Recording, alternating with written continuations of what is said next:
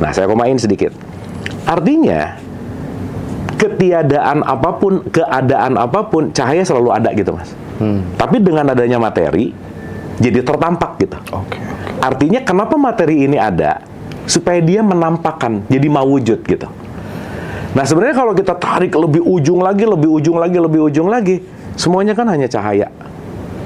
Nah, diartikan dalam konteks, dalam perspektif Quran dikatakan Allahun Nur, aku adalah cahaya, aku adalah welas asih gitu. Nah, saya tarik, Mas. Man arafah nafsah, faqad arafah robah. Di pandangan umum, kalimatnya, kalau kamu mengenal dirimu, kamu mengenal Tuhanmu. Tapi aku memaknai lebih dalam, bukan kalau kamu mengenal dirimu. Kalau kamu sadar bahwa kamu nggak ada, yang ada hanyalah dia gitu.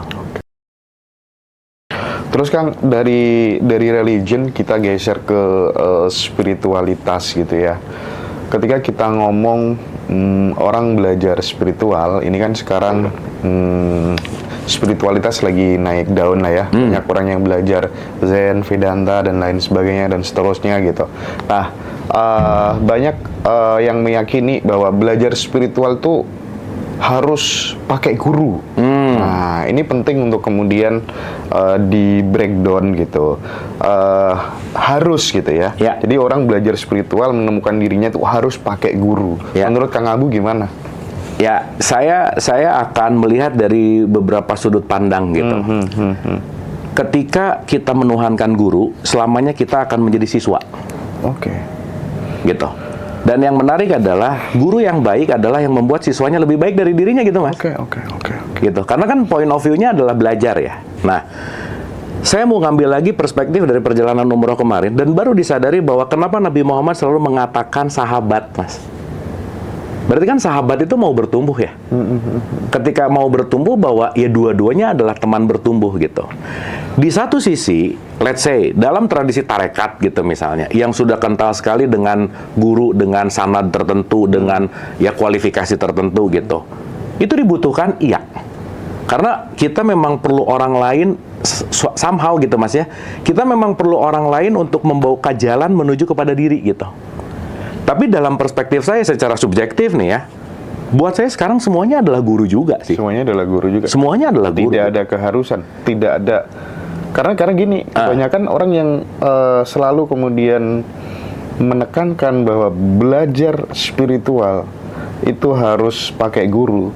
Itu karena arahnya kemudian kita akan diajak untuk belajar kepada gurunya dia gitu. Ujung-ujungnya promo jualan gitu. Iya. Ya balik lagi kan kalau kita ngelihat ya jangan-jangan cuman beda nama antara agama, spiritual, tapi problemnya itu lagi gitu. Iya juga ya. Pengkotakan kelompok, dikotomi gitu. Mungkin di ranah syariat ributnya antara kunut nggak kunut. Tapi di spiritual antara cara meditasi yang benar yang mana gitu loh, Mas. Kan podo wae ya kalau kita bicara dalam konteks gitu. Ya, artinya ini semua keributan terjadi cuman beda di levelnya aja gitu. Tapi kalau perspektif bahwa ya sorry nih ya, ketika kita mentaklidkan guru dan melihat guru itu quote and quote kayak Tuhan banget gitu kira-kira, saya rasa ya balik ya, sehebat-hebat guru itu tetap juga manusia gitu. Dia hanya pembuka jalan untuk bagaimana kita meniti ke dalam gitu intinya. Nah, jadi guru buat saya penting banget, Mas. Tapi ya ini dalam subjektif saya sih, semakin kita bisa luas memandang apapun dengan perspektif yang lebih luas, kita akan mendapatkan cakrawala yang lebih luas juga gitu. Karena sekarang nggak sedikit loh, Mas, ketika di perguruan A ngomong guru di perguruan B salah. Guru di perguruan C salah gitu. Yang terbenar adalah di sini yang akan menghantarkan kepada yang sejati ya di sini gitu misalnya. Dengan bayar sekian gitu. Ya bayar sekian. Ya balik lagi ya. Urusan-urusan gitu potensi ekonominya pasti ada lah. Tapi bukankah cukup bermodal dengan rasio dan rasa aja sebenarnya orang bisa bertumbuh secara spiritual? Pasti, Mas. Pasti. Cuman kan ada trigger-trigger ketika kita menemukan sosok yang bisa memancing. Oke, setuju. Lah kan sekarang kalau kita bicara dalam konteks, emang Ngaji Roso bukan sumbernya guru gitu? Betul nggak? Iya. Kan Mas Hendra bisa bikin tarekat sendiri nih, tarekat Ngaji Roso gitu misalnya. Ya, ketika orang nggak punya kesempatan untuk berjumpa langsung dengan sosok fisik seorang guru, Ngaji Roso menyediakan banyak Siapapun yang sesuai dengan cocoknya, sesuai dengan rasanya, sesuai dengan frekuensinya. Siapapun yang ditayangkan oleh Ngaji Rasul kan sebagai jembatan-jembatan orang untuk menemukan dirinya kan sebetulnya. Gitu intinya. Nah, jadi saya rasa ada orang dengan perspektif bahwa harus ada guru, that's okay. Ada orang berperspektif bahwa nggak ada guru, that's okay juga gitu. Karena pada akhirnya kita akan punya jalannya masing-masing, tapi dalam perspektif saya, semua tuh guru sih, Mas. Aku tuh belajar sama siapapun, dalam kondisi apapun, karena menyadari bahwa, ya kembali gitu, semua yang datang tuh kan pesan ya. Pengantar pesan gitu. Itu sih. Pokoknya kalau di Ngaji Rasul tuh lengkap aja gitu ya. Jadi kalau pengen kayak lewat larungan juga disediakan. Ada. Pokoknya menu yang mau disukai karena mau nggak mau Mas Hendra ya. Otak kita itu selalu bekerja nomor satu itu emosi dulu yang main, Mas. Bukan benar salah dulu loh. Oke. Jadi nomor satu cocok nggak? Sebenar-benar orang ini ngomong, kalau nggak cocok nggak akan ditonton, Mas. Betul. Gitu. Terus Kang, dalam perjalanan spiritual kan kadang orang tuh merindukan untuk bertemu Tuhan gitu. Sementara ketika kita belajar gitu ya, belajar di kitab suci, di Al-Quran katanya laisa kamitslihi syai'un gitu kan ya. Dia tidak menyerupai apapun gitu ya. Terus kemudian orang bertemu Tuhan. Berarti kalau bertemu kan sesuatu lagi. Berarti kan masih menyerupai gitu. Nah, aku pengen tanya gitu, ada nggak pengalaman Abu Marlo untuk bertemu Tuhan gitu? Oke. Nanti kalau disebutin laku kita, Mas. Kita tinggal buka pendaftaran nih. Oke. Aku bahas dulu dari segi dua hal tadi, Mas. Ada epistemologis dan ada ontologis. Ada makna, ada fakta. Oke. Ya. Nah, sekarang pertanyaannya begini, Mas Hendra. Dalam perspektif Tuhan, buat saya, Tuhan itu bukan dalam konteks yang namanya hanya dalam fakta gitu. Tapi tergantung siapapun yang memaknainya gitu. Contoh sederhana ginilah, Mas. Ayat-ayat di kitab suci, ayatnya sama terus. Tapi setiap kita baca, dengan kesadaran yang berbeda, punya pemaknaan yang berbeda. Itu baru kitab sucinya. Oke. Gitu intinya. Jadi artinya, kalau kita bicara dalam konteks Tuhan yang luas gitu ya, simple dalam konteks dalam tradisi Islam, let's say kita ngambil dalam Quran, Allah tuh selalu mengatakan aku tuh kasih sayang, Mas. Aku tuh kasih sayang. Jadi mungkin ini baru kita obrolin sekarang ya. Di awal, Mas Hendra, ini tepat setahun banget syuting pertama kita. Gitu ya. Soalnya tadi ada 1 year ago. Ini tepat loh, setahun loh. Jadi aku jadi muridnya Ngaji Rasul udah setahun gitu ya. Itu seru. Jadi ada 1 year ago. Wah, ternyata pas banget gitu. Dan di sini lagi pas sama gitu, keren lah. Anyway, let's say ya, kalau kita bicara dalam konteks yang namanya kasih sayang gitu ya, bahwa Allah tuh menamakan dirinya dengan Rahman Rahim gitu misalnya. Jadi kalau saya memaknai bahwa berjumpa dengan Tuhan itu tidak dalam konteks fakta bahwa aku melihat ini Tuhan gitu kira-kira. Oke. Gitu. Karena kalau kita mau ngelihat, ya ini saya pinjam dari perspektif ya supaya gampang gitu. Dengan definisi mini yang bisa diceritain, Tuhan itu adalah kecerdasan tanpa batas yang pernah kita bahas gitu. Nah, ada kalimat gini, Mas Hendra. Adanya abu itu dilekatkan identitas. Mas Hendra bisa ngelihat abu karena ada cahayanya. Oke. Berarti pada dasarnya adalah kalau kita ngelihat dari perspektif ini gitu ya, semua yang kita lihat sebagai kebendaan sebetulnya adanya kehadiran cahaya di situ gitu. Sebenarnya nanti kita ngerti bahwa kenapa setiap apapun perlu sosok jasad, karena tanpa jasad tidak ada yang tertampak gitu. Oke. Jadi semua bentuk fisik yang dari kecerdasan tanpa batas menjadi energi memadat jadi materi, kita dipersilahkan untuk bisa melihat dengan mata yang dua ini. Karena kenapa? Karena ada bentuk materi yang menghalangi cahaya gitu. Nah, saya komain sedikit. Artinya, ketiadaan apapun, keadaan apapun, cahaya selalu ada gitu, Mas. Tapi dengan adanya materi, jadi tertampak gitu. Oke. Artinya kenapa materi ini ada? Supaya dia menampakkan, jadi mawujud gitu. Nah, sebenarnya kalau kita tarik lebih ujung lagi, semuanya kan hanya cahaya. Nah, diartikan dalam konteks, dalam perspektif Quran dikatakan Allahun Nur, aku adalah cahaya, aku adalah welas asih gitu. Nah, saya tarik, Mas. Man arafah nafsah, faqad arafah robah.